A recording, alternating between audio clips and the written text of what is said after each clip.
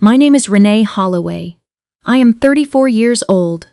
The morning of my sister's wedding, she handed me a laminated card with the catering staff schedule printed on it and told me I would be stationed in the kitchen for the reception portion of the evening. Not as a guest, not as a bridesmaid, not as a member of the family who had driven 3 hours, bought a gift that cost $420, and spent 11 months watching quietly from a distance as labor. She handed me that card with the patient, tilted smile of a woman who believed she was doing me a kindness by finding me something useful to do.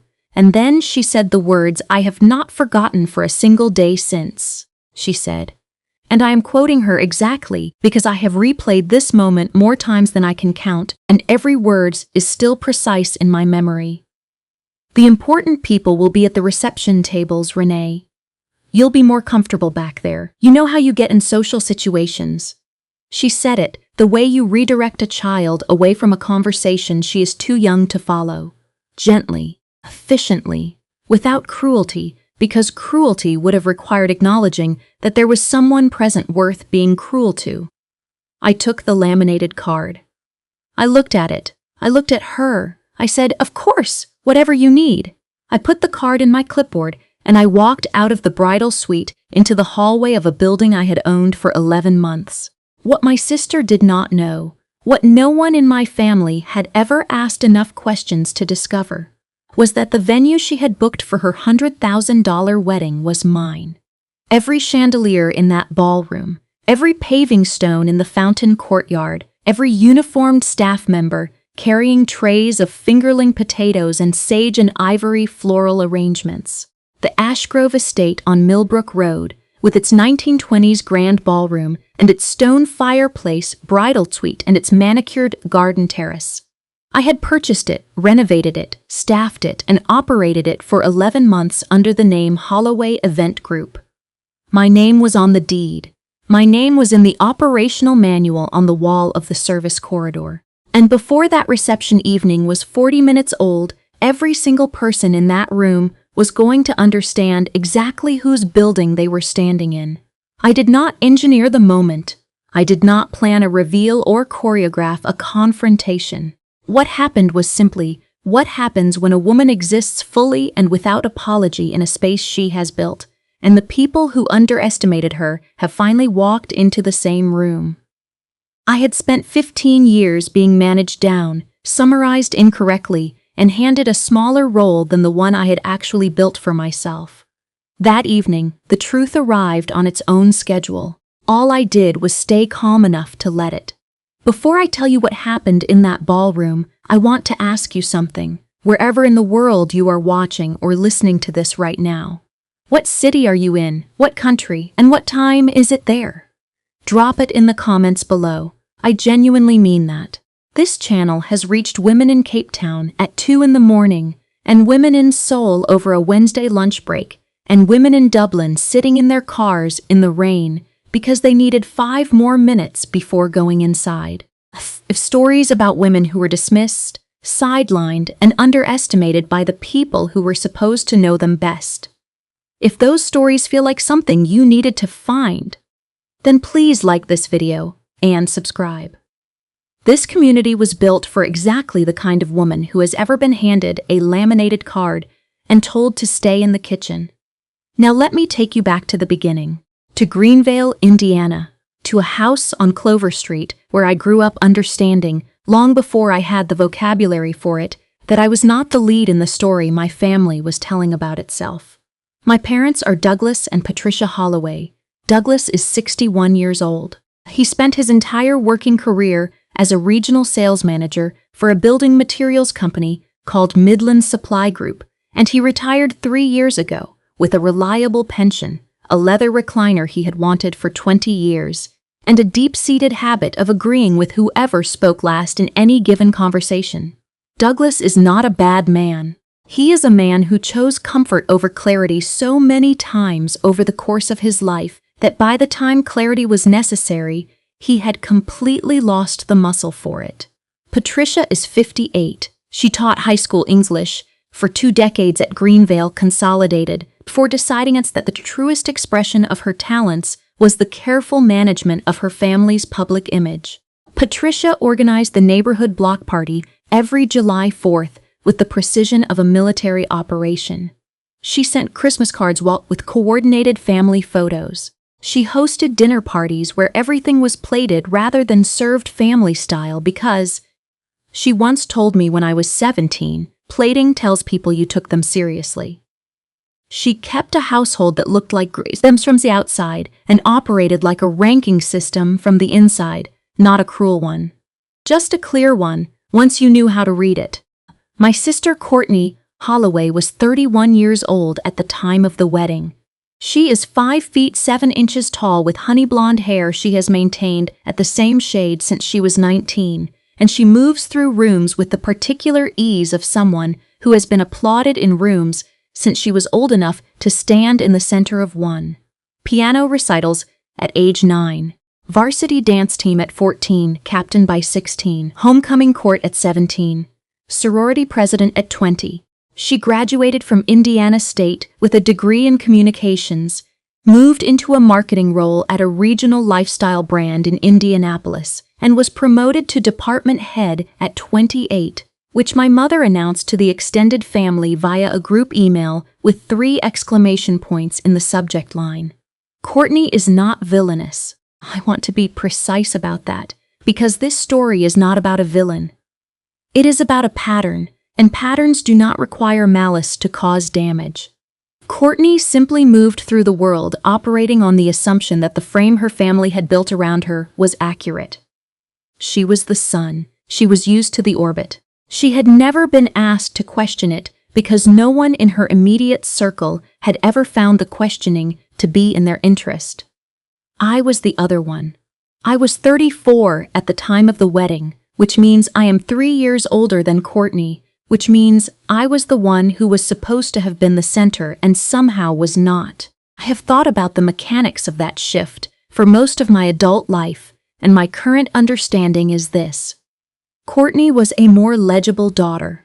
She wanted things that my parents recognized and could support and could talk about at dinner parties, recitals, promotions, engagements. I wanted things that required explanation. At 13, I was organizing the school fundraiser not because I was asked to, but because I could see that it would run better if someone with a clear system ran it. At 15, I was reading hospitality management industry magazines I ordered through the school library because I had decided, with a precision that must have been alarming for its specificity in a 15-year-old, that I was going to own event venues one day. At 17, I was working 20 hours a week at a catering company to start building savings and industry knowledge simultaneously. None of this was legible to my parents as ambition. It registered as busyness, as practicality, as something to acknowledge briefly before the conversation turned back to Courtney's latest performance. There is a framed photograph in the hallway of my parents' house on Clover Street. It was taken at a professional studio when I was 15 and Courtney was 12. My mother selected the date, made the appointment, coordinated Courtney's outfit, a pale pink top that she had driven 42 minutes to find at a specific boutique in Fort Wayne, and mentioned to me the morning of the shoot that I should wear something nice. I wore a blue cardigan I pulled from my closet because no one had given me any other guidance. In the photograph, Courtney is centered, turned slightly toward the camera, lit beautifully, composed with the natural ease of a child who has been photographed by people paying attention for her entire life. I am at the edge of the frame, half a step behind her. My cardigan is slightly crooked at the collar. That photograph has hung in that hallway for 19 years. In 19 years, no one has replaced it or repositioned it or asked whether I would like to take a new one. It is simply the family's document of itself, and in it, I am at the edge. And that is where the family's document has always placed me. Let me be specific about 2 more things so you understand precisely what I mean when I say this was not a bad day but a 15-year architecture. When I was 26 years old, I signed the lease on my first commercial property. It was a converted industrial space in Columbus, Ohio, that I had identified, evaluated, and negotiated over the course of 7 months using money I had saved across 4 years of working in hotel event management. The space needed significant renovation to function as an event venue, and I had a contractor lined up, a vendor network half-built, and a business plan that I had written 3 drafts of. I called home the evening I signed the lease because I wanted my parents to know. My mother answered. I said, "Mom, I signed the lease today. The venue is happening." There was a pause that lasted approximately 4 seconds. She said, "Oh, honey, that's ambitious. Is that safe, financially?" I said, "I've been planning it for 2 years. I think so," she said. "Well, your father and I will say a prayer it goes well." Then without a breath of transition, she said, "Your father and I were just talking about Courtney. She got the promotion. She's heading the whole marketing department now." "Can you believe it? 26 and heading a whole department," I said. "Mom, I'm signing a commercial lease today," she said. "I know, honey. I heard you. We're proud of you." Then she talked about Courtney for 11 more minutes. I counted. I counted because I had learned, by 26, that counting was the only way I could hold on to the fact that the conversation had actually happened the way I experienced it, and was not, as my family often implied with their gentle corrections, a misreading on my part. When I was 29, my second venue opened in Columbus. It was a 15,000 square foot property with a rooftop garden and a restored 19th century ballroom, and Midwest Events Quarterly ran a feature on it in their spring issue under the headline, "Columbus's Quietly Rising Event Empire." I had 15 full-time employees. I had a waiting list for weekend bookings that extended 14 months. I emailed my parents the article link with a note that said, "Wanted to share this with you." My father replied the following morning with, "Neat, proud of you, kiddo." 5 words. My mother did not reply. That same week, my mother posted on Facebook about Courtney being named to a regional under-30 business leaders list. The post included a photograph of Courtney holding the certificate, 3 paragraphs of caption, and the phrase, "This is what we raised her to be." The post received 47 comments. My mother replied to every single one with personalized responses. I want to be precise again. I am not telling you these things to construct a case against my family. I am telling you because the story that follows only makes complete sense if you understand the foundation it was built on. The laminated card was not an aberration. It was the logical conclusion of a very long pattern. The only thing that was different about the morning of the wedding was that Courtney had handed the pattern to me inside a building that I owned. And that detail was about to matter enormously. Courtney got engaged to a man named Warren Holt in October of the year before the wedding. Warren was 33, an architect from Cincinnati, pleasant in the generic way of men who have never had a reason to be otherwise. His family had a level of wealth that was old enough to be understated, which in the circles Courtney and my mother moved in, was considered more distinguished than new money. The engagement party was held at my parents' house in Greenvale. I drove 3 hours to attend. When my mother introduced me to Warren's parents, a couple named Richard and Barbara Holt, she said, "This is Renee, she does events." 2 words, events, as though I arranged table centerpieces for corporate luncheons out of a van. Not venues, plural, with a staff of 15 and a feature in a regional industry publication. Events. I smiled at Richard and Barbara Holt and shook their hands and said it was lovely to meet them. I drove 3 hours home. I did not say anything about the introduction because I had stopped by 29, expecting the introduction to be accurate. The wedding planning lasted 18 months and consumed my family with the totality of a natural event. My mother was on the phone with Courtney every day. The color palette took 7 weeks to settle. Ivory and sage ultimately, after serious deliberation. The venue search was serious business. Courtney and Warren visited 11 properties across Indiana and Ohio over the course of 3 months before booking. I received updates about all of this by group text. I was asked exactly once, in a passing message from my mother, whether I had any vendor connections that might be helpful. I replied that I might and asked what specifically they needed. Courtney replied, "We've got it covered, but thanks." The thread moved on. I was not consulted further. I did not volunteer myself further. I had learned, over the course of 34 years, the precise cost of offering yourself to people who have already decided your category. 8 months before the wedding, Courtney and Warren booked the Ashgrove Estate on Millbrook Road in the town of Carlton, Indiana. Now, I need to stop and explain exactly what the Ashgrove Estate was to me, because the weight of what happened on that wedding day is completely inseparable from this explanation. I had purchased the Ashgrove Estate in April, 11 months before the wedding. The acquisition had taken me 2.5 years to arrange, from the moment I first drove past the property and pulled over to write the address in my phone.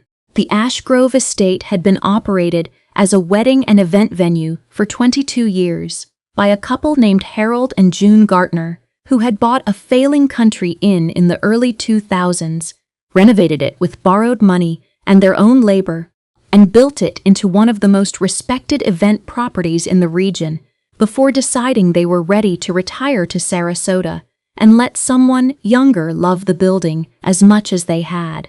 When I approached them, they had been quietly fielding acquisition inquiries for 8 months. 3 other buyers had made offers. I had made the offer that Harold Gartner later told me he accepted, not because it was the highest. It was not, but because when I walked the property with them, I spent 40 minutes asking about the original architectural details and the staff relationships and the vendor history, instead of asking about the revenue projections. He said, "You walk this place like someone who already belonged to it." I signed the purchase agreement on a Thursday afternoon in April with a commercial loan that I had spent 19 months arranging and qualifying for. And I sat in my car in the parking lot of the escrow attorney's office and ate a protein bar because I had not had time to eat lunch, and I thought, with the specific satisfaction of a person who has been waiting a very long time for the right weight to arrive in their hands, that this was it. This was the one I had been building toward. The renovation took 6 months. I oversaw it personally, which meant I drove to Carlton every Thursday and spent the weekend on-site reviewing contractor work and making decisions about every material choice, from the ballroom flooring to the courtyard pavers to the bridal suite fixtures. The chandeliers in the grand ballroom were original 1920s pieces that had been rewired at some point in the 80s and were functioning but dingy and underlit. I hired a specialty restoration company and spent $14,000 per chandelier.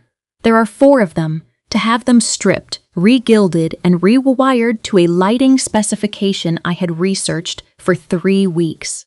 I repainted the fountain courtyard wall by hand one weekend in November because the contractor's color match was 2 shades off from what the original limestone wanted, and I am particular about limestone. The bridal suite fireplace had a beautiful original stone surround that had been painted over at some point in the 90s, and I stripped it, cleaned it, and repointed the mortar over the course of a rainy weekend in October, working with a stonemason I had hired, and then decided I needed to work alongside personally because I wanted to understand every inch of what I was restoring. I hired Dana Crowley as my general manager.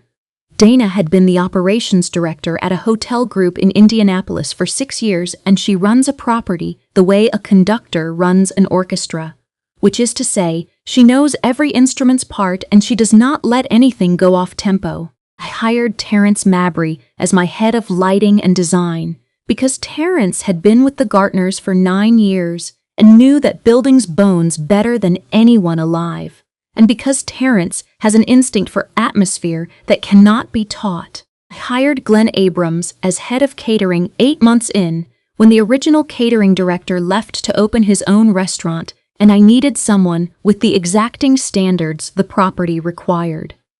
Glenn had come from a hotel in Indianapolis, and he ran his kitchen the way a jeweler runs a bench, with precision, without drama, and with a deep intolerance for imprecision in the finished product. The Ashgrove Estate, by the morning of Courtney's wedding, was in the best condition of its existence. I had poured 3 years of planning and 18 months of direct operational energy into that property. It was the flagship of Holloway Event Group. It was the building I had pulled over on the side of a road to write down the address of, and then spent 2.5 years arranging the money and the plan and the team to make mine. It was mine. And my sister had booked it for her $100,000 wedding without knowing any of that, because my family had spent 15 years not knowing who I was. And they had simply continued not knowing when they made their venue reservation. My sister booked the Ashgrove estate through the general inquiry email on the venue's website. Dana processed the contract under Holt Holloway Wedding because that was what Courtney submitted as the event name. Dana did not connect the Holloway surname to me because there was no reason she would have. My family, in 18 months of wedding planning, had never once mentioned to Courtney that her older sister owned one of the most respected event venues in Indiana, because they did not think of those two things as being in the same category of information. Courtney was getting married. I did events. These were separate facts that lived in separate compartments of my family's understanding of the world. I found out when Dana forwarded me the Holt Holloway client file 6 weeks after the booking. She sent it the way she sends all client files for my monthly review, attached to a brief summary email on a Tuesday morning. I opened it at my desk in Columbus at 7:43 in the morning. The first field in the client summary read Primary Contact, Courtney Holloway. I set down my coffee. I read Warren Holt's name. June 14th, I read the venue Saloon, Grand Ballroom, Garden Terrace, Fountain Courtyard, Bridal Suite. I sat with the open document on my screen for a long time, long enough that the screen went dark and I had to move the mouse to bring it back. I want to tell you I had an immediate plan. I did not. What I had was a very quiet, very specific feeling that I had felt before, the feeling of recognizing a pattern at the moment of its arrival. I thought about calling my mother. I thought about calling Courtney directly. I thought about the photograph in the hallway. I thought about my mother saying, "She does events." I thought about group texts and 4-second pauses and 11 minutes of Courtney's promotion. And then I thought about the fact that I was sitting in the flagship property of a company I had built, reading a contract that would bring my family into my building for one of the most significant days of their lives, and had booked it because they thought it was beautiful, which it was, because I had made it beautiful, which they did not know. I picked up my coffee. I finished it cold. I decided to wait and see what the situation revealed about itself before I decided what to do with it. What I did was call Dana. I told her to flag the Holt Holloway file as a personal account, to copy me on all vendor communications and planning updates, and to otherwise process the event exactly as she would any other booking at the highest tier. Full staffing, full florals, full lighting design, every standard followed or exceeded. I did not tell Dana why. Dana is a professional of the first order and does not require explanation for a reasonable operational instruction from the person who signs her paychecks. She said understood, and she handled it accordingly. For the next 8 months, I watched the planning process from a deliberate distance. I reviewed the weekly updates Dana forwarded me. I saw the menu selections made with Glenn, the pan-seared salmon, the beef fillet, the roasted fingerling potatoes with preserved lemon, the tower of macarons in ivories and sage that Courtney had selected as the dessert centerpiece. I saw the floral order that went to Glendale Botanicals, my preferred vendor, for 800 arrangements in the wedding palette. I saw the lighting design document that Terrence drafted, which was a beautiful piece of work. He had designed a progressive warm-to-gold transition through the evening that would make the chandeliers shift from cocktail hour clarity to reception hour warmth in a way that most guests would feel without being able to name. I saw every piece of my sister's most important day being assembled with enormous care by my team in my building, and I said nothing to my family about any of it. My parents knew. I need to be exact about this because it matters. I called my father in November, 4 months after the booking confirmation came through. I said, "Dad, I need to tell you something. Courtney booked the Ashgrove estate for the wedding. I own the Ashgrove estate. A pause. Oh, he said. Wow, really? Yes. Another pause, slightly longer. Should we tell her? I said. That's up to the two of you. It's your family, he said. Well, your mother thinks it might upset Courtney if she felt like things weren't fully. You know how she gets when she feels like something isn't entirely about her on a big moment. Maybe we just let it go smoothly. You're okay with that? I said. Okay, Dad. I hung up. I thought about that conversation for 3 days with the specific sustained attention I bring to things that matter. My father had just suggested, in his gentle and entirely well-intentioned way, that the most reasonable response to his eldest daughter having built a flagship event venue that her sister had unknowingly booked for her wedding was to protect the younger daughter from any emotional inconvenience that the truth might create. He was managing Courtney's feelings at the expense of my reality, the way he had always managed Courtney's feelings at the expense of my reality, and he had done it so naturally and so without awareness that he almost certainly did not recognize it as a choice at all. It was just reflex. The groove was that deep. That was the moment I stopped waiting for a different outcome and started paying very close attention to exactly the one that was coming. Now let me take you to June 14th, the morning of the wedding. I arrived at the Ashgrove estate at 9:45 in the morning, which is my standard arrival time for a weekend event walkthrough. I was wearing pressed gray slacks and a white linen blouse. I had my operational clipboard, the one with Holloway Event Group, embossed on the front cover, the one I carry on every single event day at this property.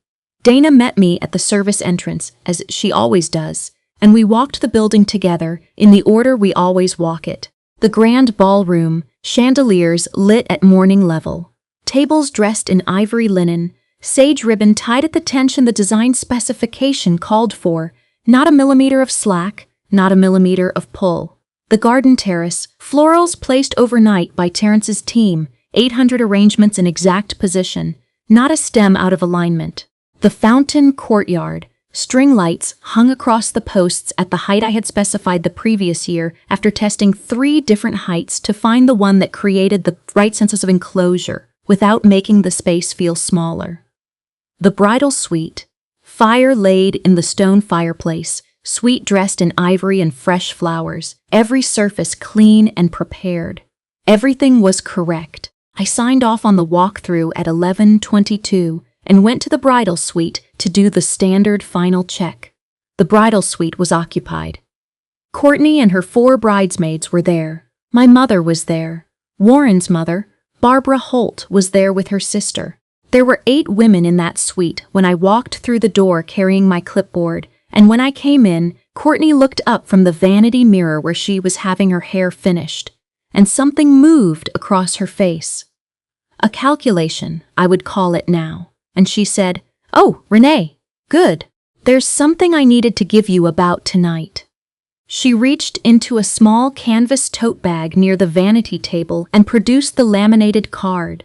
It was credit card size, laminated in a protective sleeve, with the catering team's schedule printed on one side and a hand-drawn diagram of the kitchen service entrance on the other. My name was written at the top in Courtney's handwriting. She handed it to me across a room full of women in silk robes and said, "The important people will be at the reception tables, Renee. You'll be more comfortable back there. You know how you get in social situations." No one in that room said anything. My mother was looking at her hands. Warren's mother, Barbara, was looking at the window. One of the bridesmaids, a woman named Stacy, who had always been perfectly civil to me, was suddenly very focused on the champagne flute she was holding. I took the card. I looked at it for a moment. I looked at Courtney, who had already turned back toward the mirror. I said, "Of course, whatever you need today." I put the card in my clipboard. I walked out into the hallway. I pulled the bridal suite door closed behind me with the specific care of someone who understands that a door closed gently in a charged moment carries more weight than a door slammed. In the hallway, Terrence was adjusting a wall sconce with the focused attention he brings to every detail. He looked at my face and said quietly, "Everything all right, Miss Holloway?" I said. Everything is exactly as it should be, Terrence. And I meant every word. I want to stop here for a moment because I know some of you are sitting with something heavy right now as you listen to this. It might not be a sister. It might be a parent who introduced you as a footnote, a workplace where you built the strategy and watched someone else get the title, a friendship where you showed up for every crisis and could not get a text back on your birthday, a family where you funded the stability and were thanked with a laminated version of yourself. If any part of this story is landing somewhere real in your body right now, I want you to stop a comment below. Tell me one word, just one word for how being handed that laminated card version of yourself has made you feel. And if you are not subscribed yet, please do that now, because this channel exists specifically for the women who have been carrying that card in their clipboard for years and have never had a room where it was safe to set it down. The ceremony took place at 4 o'clock in the fountain courtyard, and it was beautiful in the way that things are beautiful when they are the product of serious care and attention. The ivory arrangements on the ceremony chairs caught the afternoon light exactly the way Terrence had planned for them to catch it. The stone pavers of the courtyard, which I had spent 4 months selecting and 2 months overseeing the installation of, gave the space the formal permanence that a ceremony deserves. Courtney came through the courtyard archway on my father's arm, and she was genuinely radiant. Not performed radiance, real radiance, the kind that comes from a woman stepping into the moment she's been bingling toward for 3 years. Warren stood at the end of the aisle and looked at her the way people look at something they have wanted for a long time and are finally allowed to hold. I watched the ceremony from the west corridor through the French doors, which is where I always observe ceremonies at Ash Grove events. Close enough to monitor the timing and respond to anything that needs adjustment. Far enough not to enter the frame. I watched my father walk Courtney down those stone pavers and give her to a man who seemed to genuinely deserve her, and I felt something complicated and true. I was glad the day was beautiful. I was glad the building was doing what I had rebuilt it to do, and I was standing in a corridor watching my family have the most important day of their lives in a space I had built, and not one of them knew.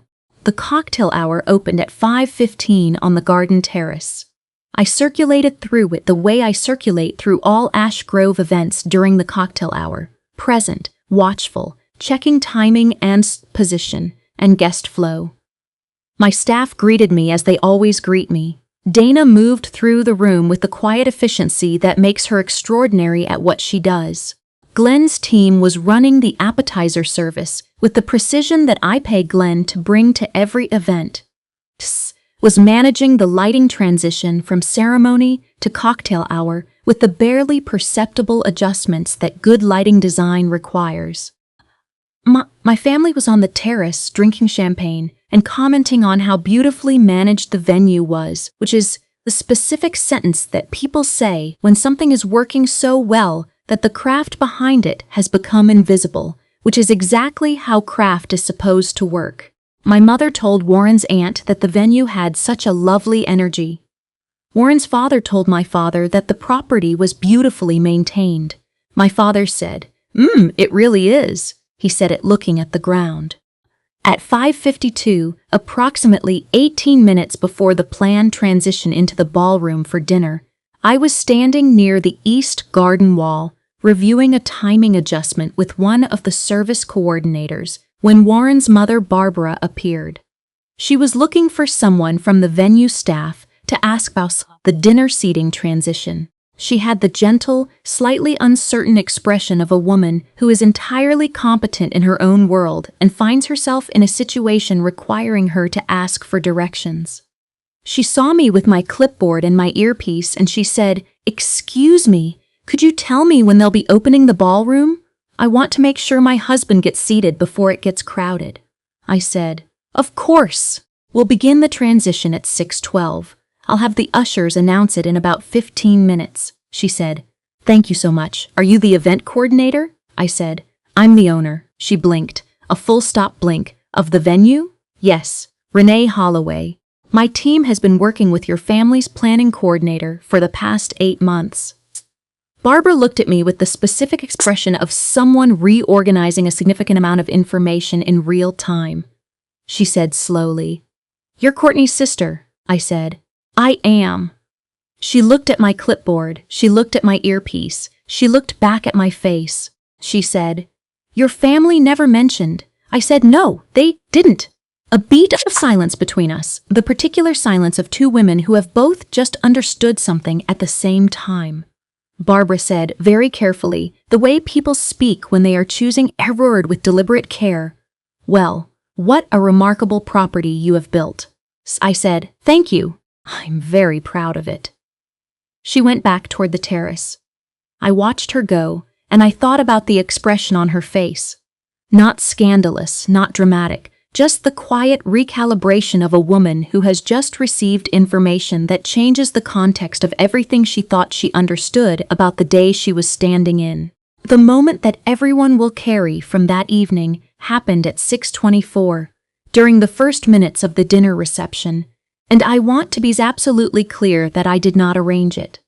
What I did was exist in my own building in the capacity in which I existed there every week of my professional life. I was standing at the ballroom entrance monitoring the seating process, watching the 200 guests find their tables, watching Terrence's team bring the chandeliers up to dinner level, watching Glenn's service team take their starting positions, when Glenn Abrams came to me with a timing question.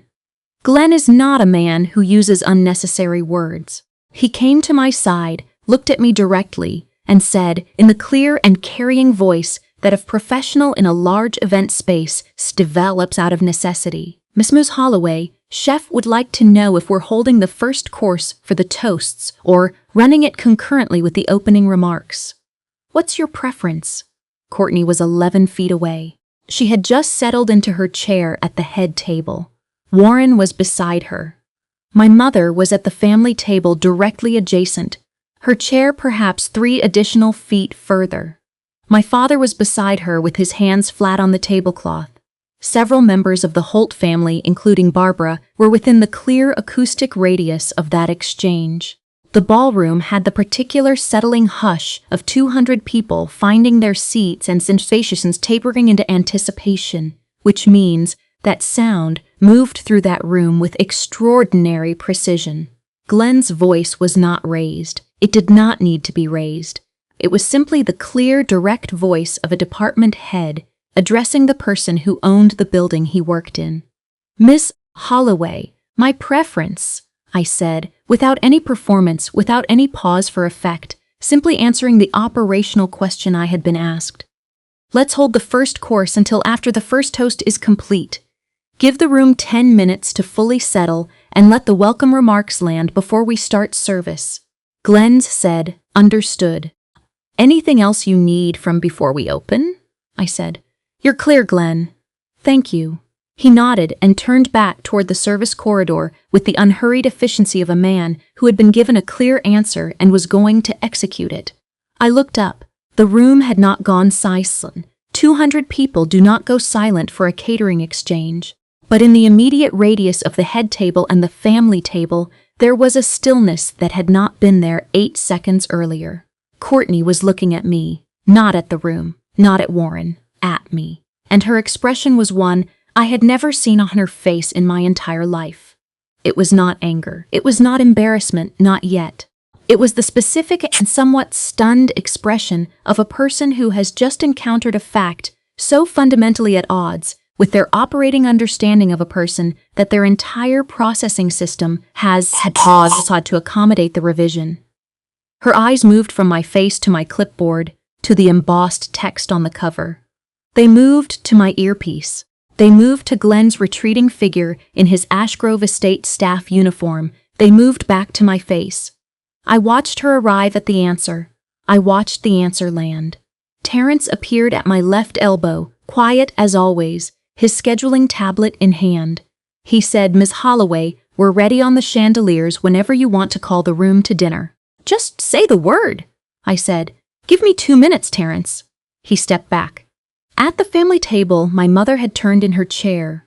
She was looking at me with an expression I could not have predicted and have thought about many times since. It was not pride, exactly, and it was not shock, exactly. It was something more like the expression of someone who has been looking at a photograph for 20 years and has just been told that what they thought was the background was actually the subject. She was seeing me, not the me she had decided I was. The actual me, the me that had been there the entire time. My father had not moved. His hands were still flat on the tablecloth, but the left corner of his mouth had moved into something that was working to become a smile, and not quite getting there yet, weighted down by too many other things. I turned to face the room. I did not take the microphone from the MC stand. I simply raised my voice to the professional carry that I have developed over a decade of managing event spaces, the voice that reaches the back of a large room without requiring effort or performance. I said, "Good evening, everyone. Welcome to the Ash Grove Estate. We are so glad you are all here tonight to celebrate Courtney and Warren on this beautiful evening. If everyone would please take their seats, we will begin the evening's program in just a few moments." 200 people settled with the specific responsiveness that a room of guests shows to a voice that knows exactly what it is doing in the space it is standing in. The room went beautifully, attentively quiet. I looked at Courtney one final time before I turned to give Terrence the signal. I looked at her with the stillness that I have learned is the only appropriate container for a moment this large. I did not smile with satisfaction. I did not hold her gaze to make a point. I simply looked at her the way you look at someone when you want them to understand that you are exactly where you are supposed to be. Then I turned to Terrence and said, "Bring up the chandeliers." Touched his tablet. The 4 restored, regilded $14,000 chandeliers rose to full dinner warmth, and the room filled with the gold light I had spent 3 weeks specifying, and it was exactly as beautiful as I had known it would be. The rest of the evening was, by every measurable standard, exceptional. My team had prepared that day with the care and precision that I had spent 11 months building into the culture of that property, and it showed in every detail. The salmon was perfect, the filet was perfect. The macarons were stacked with the exactness that Courtney had envisioned when she selected them from the tasting menu 6 months earlier. Terrence's lighting transitions moved through the ballroom so smoothly that guests felt the mood shift without being able to name the mechanism. The first toast was funny and warm. The second was moving enough that Barbara Holt pressed a tissue to her eye. Courtney and Warren danced their first dance under the chandeliers I had restored, and they moved together with the ease of 2 people who have had enough time to stop performing and start simply being present. And it was genuinely lovely to watch. I was present at that reception as what I was, the owner of the property, doing her job with the quiet competency she had spent a decade building. The laminated card remained in my clipboard. I did not refer to it. I did not need to. The conversation at the fountain happened at 9:48 in the evening. The dancing was underway inside, the ballroom lights warm and full, the music reaching the courtyard as a low, comfortable pulse. Courtney found me near the north wall of the courtyard, while Warren was inside taking photographs with his groomsmen. She had come alone. Her gown caught the string light in the way I had designed the string light to catch things. From above, slightly diffused, warm. She stood a few feet from me and did not speak for a moment. Then she said, "You own this place," I said. "I do." "For how long?" 11 months. She absorbed that. "You knew when I booked it." I found out 6 weeks after the booking came through. "You didn't tell me." "No." She looked at the fountain. The water was running at the pressure I had spent 2 weeks calibrating. She just heard nice water. I heard 11 months of work. "Why didn't you tell me?" she asked. It was a genuine question, not defensive, not accusing. Just genuinely trying to understand something she did not have the context to understand on her own. I said, "I thought I would see what the situation revealed about itself first." She looked at me. I said, "Courtney, you handed me a laminated card this morning and told me to stay in the kitchen. You told me the important people would be at the tables." She was quiet. I said, "I've been handing you things for a long time. Afunsols that took 3 days to return.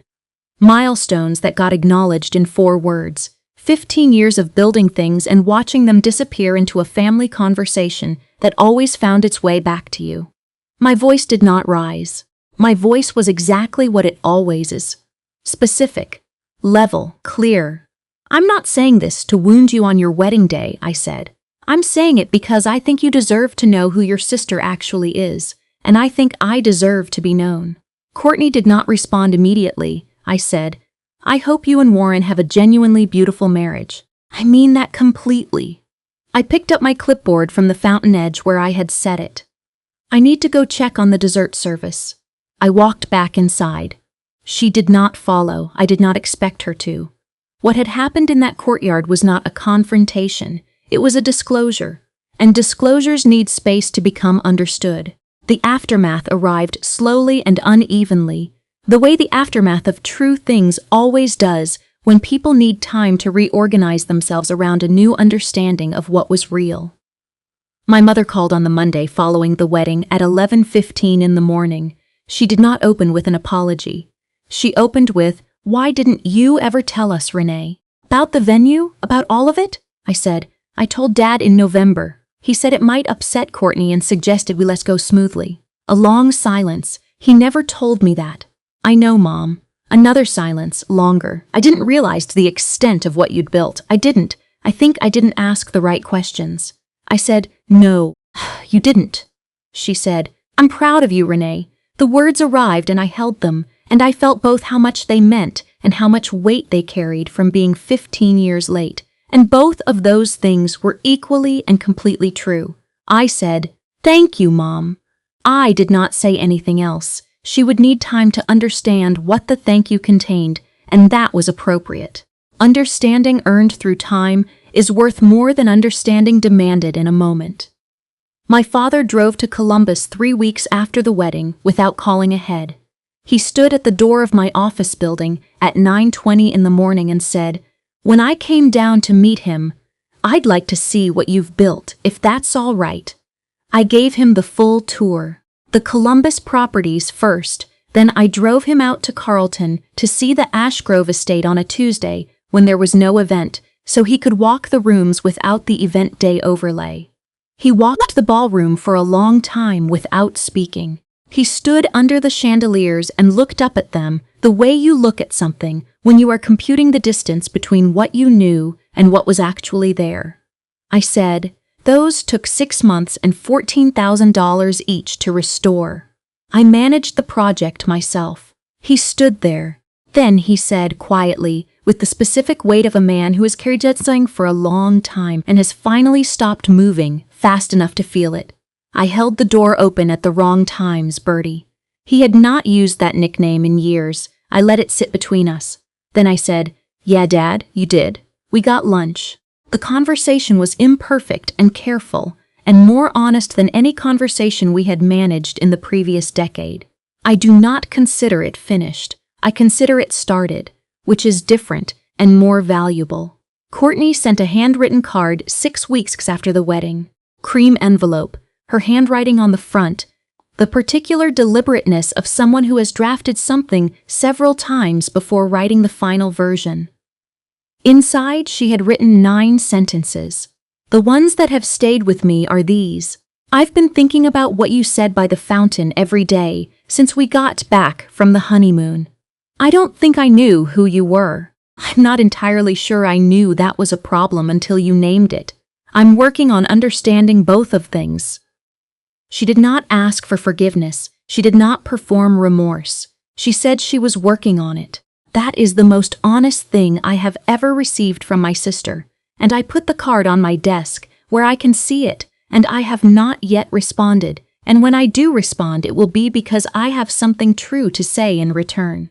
Here is what I want you to take from this story. If you are the one in your family, or your workplace, or your circle of people who have been handed the laminated version of yourself and told that the important people are sitting somewhere you are not, you do not owe anyone an announcement of your own worth. You do not have to call a meeting to make your accomplishments legible to people who have decided in advance not to see them. You do not have to correct every misintroduction or argue against every summary. What you have to do is continue. Keep building the thing you are building with the same attention and seriousness that you would bring to it even if you had an audience. The truth does not need your management. It has its own momentum. It arrives on its own schedule, in its own room, in front of whatever witnesses happen to be present when it finally becomes impossible to overlook. Your job is not to orchestrate the moment. Your job is to still be standing, clipboard in hand, when the moment arrives on its own. My grandmother on my father's side was a woman named Vera Holloway who lived to 89, and never once, in my experience of her, raised her voice during a conflict because she said, and she said it more than once in my hearing, that loudness was what you reached for when precision had failed you. She told me when I was 12 years old, sitting in her kitchen while she was making something on the stove that smelled like brown butter. Renee, the most dangerous thing you can be to a person who has underestimated you is exactly yourself. I wrote that down when I got home because I was 12 and I was a child who wrote things down. I did not understand it at 12. I understand it at 34 with the full weight of everything it contains. I am not the loudest person in any room I walk into. I do not need to be. I built the room. If someone in your life has handed you a laminated role, the backup, the support character, the one who stays in the kitchen so the important people can sit at the tables without feeling complicated, I want you to hear this as directly as I can say it. The laminated card is their document, not yours. It describes their understanding of you, which is a thing they constructed from the information they chose to gather and the questions they chose not to ask. It has nothing to do with what you have actually built or what you are actually capable of. You do not have to carry it. You do not have to argue against it. Set it down in the clipboard next to everything else you are managing and keep doing the work. And one day, someone who answers to you will walk up to you in a room full of everyone who handed you that card, and they will call you by your correct title, and the room will go still, and you will not need to say a single word. You will just look at your sister and let her do the math. The Ashgrove estate hosted 47 events in the year of my sister's wedding. Hers was event number 31. Every one of those 47 events happened in a building I rebuilt from the limestone up, with my own judgment, my own savings, my own team, and my own absolute refusal to accept the small and static version of myself that the people who claimed to love me had been carrying around in their wallets like an old photograph that no longer looked like the subject. I am 34 years old. I own 2 venues and am in the due diligence process on a third. I have 14 full-time employees who call me by name and know what that name means. I have a life that does not fit in anyone else's frame, and I have stopped trying to make it fit.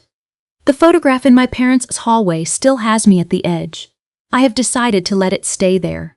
The girl at the edge of that frame was 12 steps ahead of everyone in the room. She just had not built the rooms yet. Thank you for being here today. Thank you for listening to this story to the very end. This channel is built on the belief that the quiet ones, the ones who were handed the laminated card and smiled and said nothing and kept building, deserve a place where their stories are told fully and without apology. And I am deeply grateful for every single one of you who has found your way here and stayed. If you know someone who needs to hear this today, a friend, a sister, a colleague, a woman in your life who has been made to feel like she belongs in the kitchen while the important people sit at the tables, please share this video with her, not to make a point to anyone, just to let her know that someone built a room for exactly this story. Every comment you leave, every story you share in this community, every time you say me too in the replies, you are adding to something that matters. This channel is yours as much as it is mine. Thank you for being here. New stories every single day. I will see you in the next one. Now, before I let you go, I want to ask you one question, and I want you to answer it honestly. If you had been standing at that fountain at 9:48 at night, and your sister had just asked you why you had not told her, what would you have said? Would you have answered the way I did? Or would there have been something different, something harder or softer or more specific that you would have needed to say? Tell me in the comments. I read every single one.